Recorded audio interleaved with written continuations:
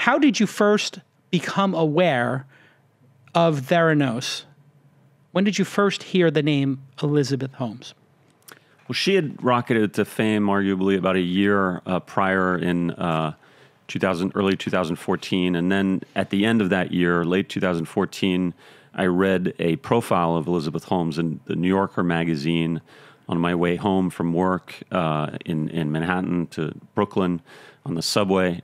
And I read the story with interest, but immediately thought there's something off about this. And the main thing I thought was off was this notion that this 19-year-old college dropout, had left Stanford with just a semester or two of chemical engineering under her belt and gone on to pioneer and to develop groundbreaking new medical science.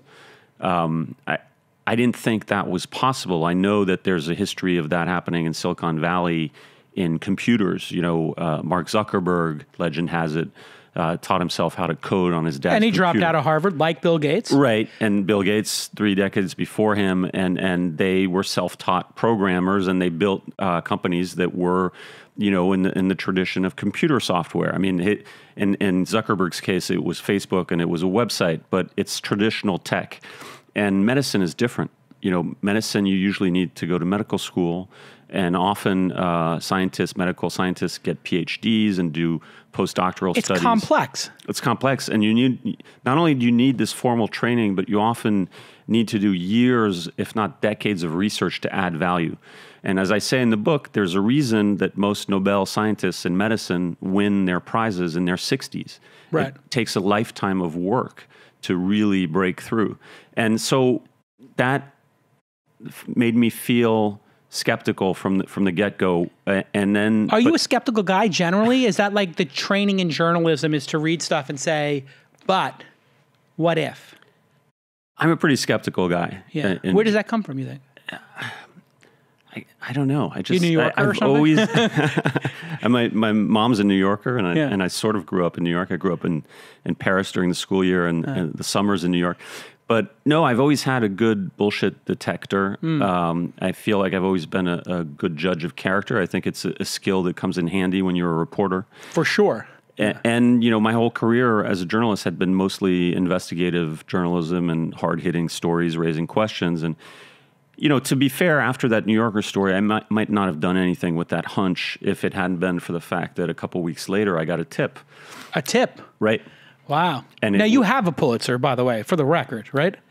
Yeah, I've been part of a couple teams at the Journal who've won Pulitzers. The latest one was in 2015 for a series that we had done on Medicare fraud and abuse. And actually, during the reporting of that series, I had encountered the tipster, a practicing pathologist in the Midwest who moonlighted as the writer of an obscure blog called the Pathology Blog, which he spelled BLAWG.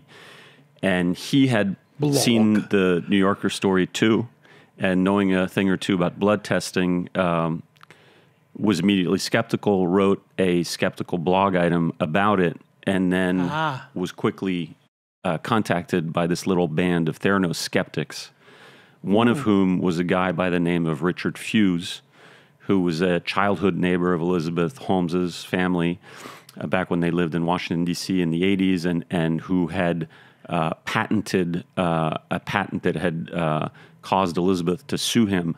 So he had been involved in litigation with Elizabeth Holmes, and during those 3 years of litigation had become convinced that Theranos was a scam. He was a medical doctor by training. Right. And friends with the family. As you go into the book, right. He would buy them wine, let them stay at his house. Right. And he was... And they never contacted him about Theranos.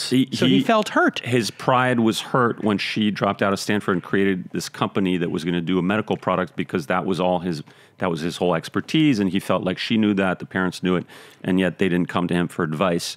And so, stung in his pride, he then listened to this interview she'd given in 2005 on NPR, looked at her website, thought that her vision had merit, and figured out a part of the vision that she hadn't patented, and patented it himself. Whoa. And it was basically a mechanism to alert doctors when the blood test results are abnormal.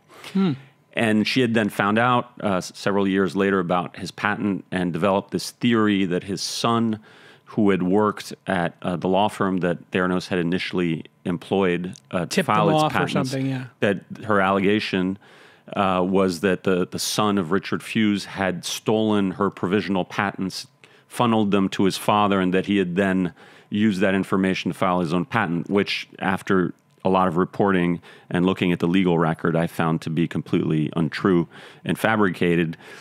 Nevertheless, she had sued him. He had been involved in litigation with her for 3 years and had become convinced that the whole company was built on a scaffolding of fraud. And it so happened that he had just made contact with a former Theranos employee who had just left the company, who had been in a crucial position, which was that of laboratory director, and who knew exactly where the bodies were buried.